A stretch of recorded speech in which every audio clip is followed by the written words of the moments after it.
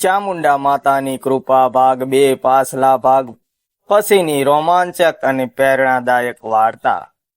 ગામમાં કાનજીના જીવનમાં સુખ આવી ગયું હતું। લોકો હવે તેને માન આપવા લાગ્યા હતા। બધાને સમજાઈ ગયું કે કાનજી પર માતાજીની ખાસ કૃપા છે। પણ મિત્રો, જ્યાં ભક્તિ હોય ત્યાં ફરીથી પરીક્ષા પણ આવે જ છે। ફરી એક નવી મુશ્કેલી। એક દિવસ અચાનક ગામમાં ભારે દુષ્કાળ પડ્યો। પાણી ખૂટવા લાગ્યું, ખેતરો સુકાઈ ગયા, ગામના લોકો ડરી ગયા। બધાએ કાનજીને કહ્યું, તારી ઉપર તો માતાજીની કૃપા છે, હવે તું જ કંઈક કર।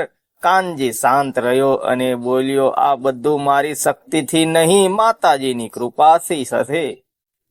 તે સીધો મંદિર તરફ નીકળી ગયો। તેનું હૃદય ફરીથી એક જ નામ લઈ રહ્યું હતું, જય માં ચામુંડા, જય માં ચામુંડા।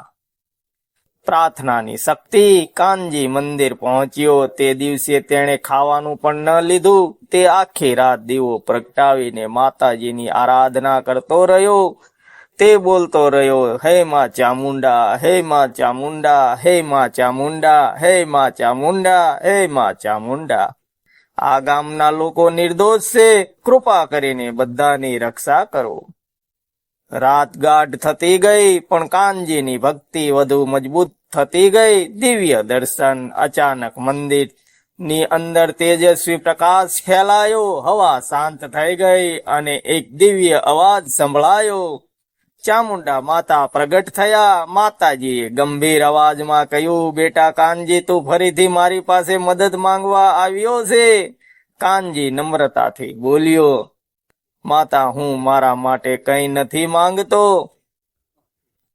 માત્ર મારા ગામ માટે પ્રાર્થના કરું છું। માતાજીના ચહેરા પર પ્રસન્નતા દેખાય। માતાજીનો સંદેશ। માતાજીએ કહ્યું, આ ગામના લોકો ભૂલ કરી રહ્યા છે। તેઓ ભક્તિને ભૂલી ગયા છે અને ફક્ત સ્વાર્થ માટે જીવે છે। જો તેઓ સાચી શ્રદ્ધા સાથે મને યાદ કરશે તો હું તેમની મદદ જરૂર કરીશ। કાનજી બોલ્યો, માતા, હું બધાને સમજાવીશ। ચમત્કારની શરૂઆત। બીજા દિવસે કાનજી ગામમાં ગયો અને બધાને એકઠા કર્યા। તે બોલ્યો, જો આપણે સાચા દિલથી માં ચામુંડાની પૂજા કરશું તો જરૂર કૃપા થશે। ગામના લોકો તૈયાર થઈ ગયા। બધાએ મળીને મંદિરમાં ભજન કીર્તન શરૂ કર્યા। મિત્રો, જો સ્ટોરી સારી લાગે તો લાઈક, કમેન્ટ, શેર કરતા રહેજો। બાળકો, વૃદ્ધો, મહિલાઓ બધા એક સાથે પ્રાર્થના કરવા લાગ્યા। વરસાદનો ચમત્કાર। થોડા સમય પછી આકાશ કાળો વાદળો છવાઈ ગયા। ગામના લોકો આશ્ચર્યથી આકાશ તરફ જોવા લાગ્યા। અને પછી મિત્રો, સ્ટોરી સારી લાગે તો લાઈક, કમેન્ટ, શેર કરતા રહેજો। જોરદાર વરસાદ શરૂ થયો। ગામમાં ખુશી છવાઈ ગઈ। બધા લોકો બોલવા લાગ્યા, જય માં ચામુંડા, જય માં ચામુંડા। મિત્રો, કમેન્ટમાં જય માં ચામુંડા લખવાનું ભૂલતા નહીં। અંતિમ આશીર્વાદ। તે રાત્રે કાનજીને ફરીથી સપનું આવ્યું। માતાજીએ કહ્યું, બેટા, તું માત્ર સાચો ભક્ત નથી પણ સાચો સેવક છે। તું પોતાના માટે નહીં પણ બીજા માટે પ્રાર્થના કરે છે, આથી હું હંમેશા તારી સાથે રહીશ। કાનજીની આંખોમાં આનંદના આંસુ આવી ગયા। મિત્રો, વાર્તાની શીખ। સાચો ભક્ત માત્ર પોતાનું નહીં પણ બધાનો વિચાર કરે છે। એકતા અને ભક્તિમાં મોટી શક્તિ હોય છે। ગામમાં ફરીથી સુખ શાંતિ આવી ગઈ હતી। વરસાદ પછી ખેતરો લીલા થઈ ગયા। લોકોના ચહેરા પર ખુશી દેખાતી હતી। કાનજી હવે ગામમાં ભક્ત તરીકે ઓળખાવા લાગ્યો હતો। પણ મિત્રો, ભક્તિનું જીવન હંમેશા સરળ નથી હોતું। જ્યારે ભક્તિ વધુ મજબૂત બને ત્યારે પરીક્ષા પણ વધુ મોટી આવે છે।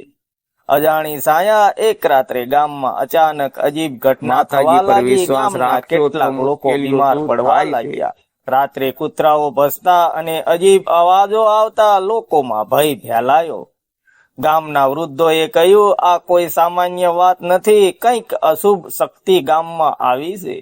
લોકો સીધા કાનજી પાસે ગયા। કાનજી, હવે તું જ કંઈક કર, માં તારા પર પ્રસન્ન છે। કાનજી થોડો વિચારમાં પડી ગયો, પણ પછી શાંતિથી બોલ્યો, ડરશો નહીં, જ્યાં માં છે ત્યાં કોઈ અંધકાર ટકી શકતો નથી।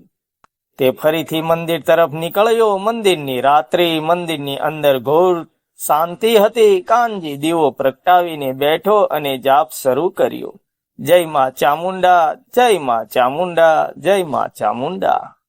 જેમ જેમ તે જાપ કરતો ગયો મંદિરનું વાતાવરણ બદલાવા લાગ્યું. અચાનક ઠંડી હવા વહેવા લાગી, દીવો હલવા લાગ્યો અને એક ગાઢ અવાજ સંભળાયો, આ ગામ હવે મારું છે. અંધકાર સાથે સામનો. કાનજીને સમજાઈ ગયું કે આ કોઈ દુષ્ટ શક્તિ છે, પણ તેણે ડર્યા વગર માતાજીનું નામ લીધું. મારે ડર નથી, મારી સાથે માં ચામુંડા છે. અચાનક મંદિરની અંદર તેજસ્વી પ્રકાશ ફેલાયો. તે પ્રકાશમાં માં ચામુંડા પ્રગટ થયા. માતાજીનું સ્વરૂપ ખૂબ જ પ્રચંડ હતું. તેમણે કાનજીને કહ્યું, બેટા, આ તારી સૌથી મોટી પરીક્ષા છે. ડરશો નહીં, હું તારી સાથે છું.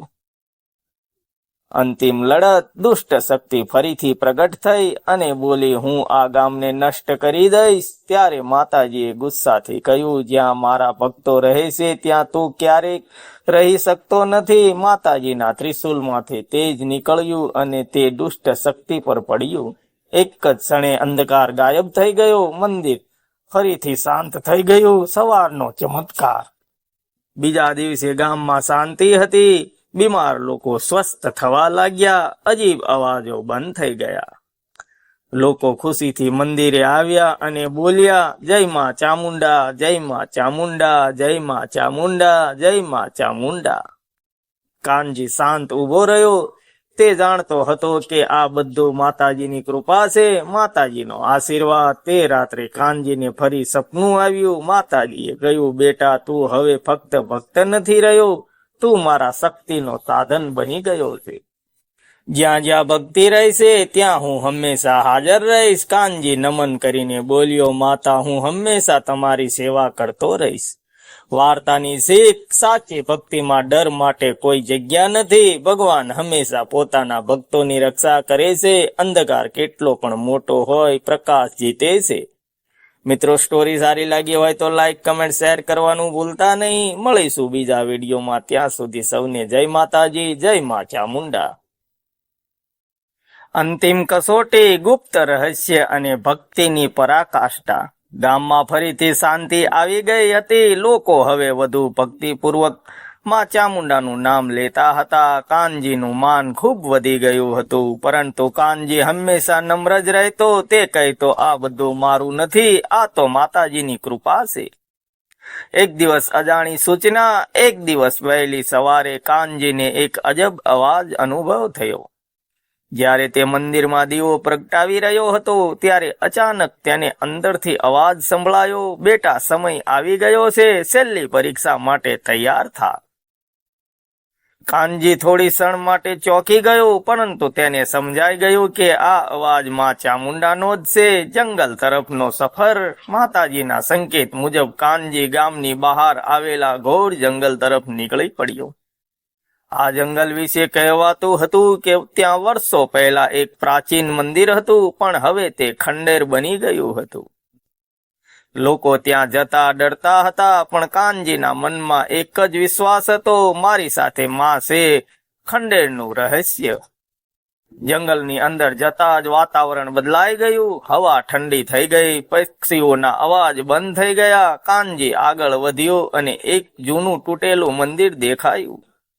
તે મંદિરમાં પ્રવેશ કર્યો. અંદર અંધકાર હતો. અચાનક જમીન હલવા લાગી અને એક રહસ્યમય અવાજ સંભળાયો, જો તું સાચો ભક્ત છે તો આ પરીક્ષા પાર કર. અંતિમ પરીક્ષા. કાનજી સામે 3 માર્ગ ખુલ્યા. એક માર્ગમાં અગ્નિ જ્વાળાઓ હતી, બીજા માર્ગમાં અંધકાર અને ડરાવની અવાજો, ત્રીજા માર્ગમાં શાંતિ. પણ આગળ શું છે તે અજાણ કાનજી થોડો વિચારમાં પડ્યો. પછી તેણે આંખ બંધ કરી અને માતાજીનું નામ લીધું, જય માં ચામુંડા, જય માં ચામુંડા, જય માં ચામુંડા.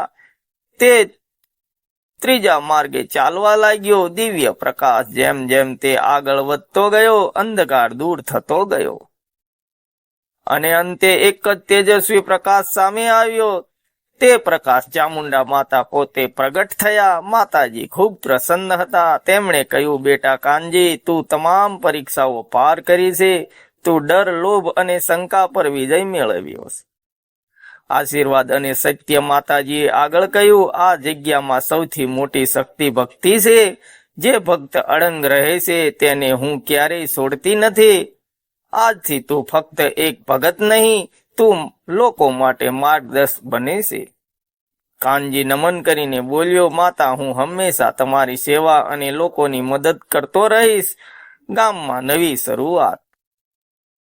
કાનજી ગામ તરફ આવ્યો. તેની આંખોમાં નવી શાંતિ અને શક્તિ દેખાતી હતી. તે હવે લોકોની મદદ કરતો, તેમને સાચો માર્ગ બતાવતો. ગામમાં ફરીથી સુખ, શાંતિ અને ભક્તિનો માહોલ છવાઈ ગયો.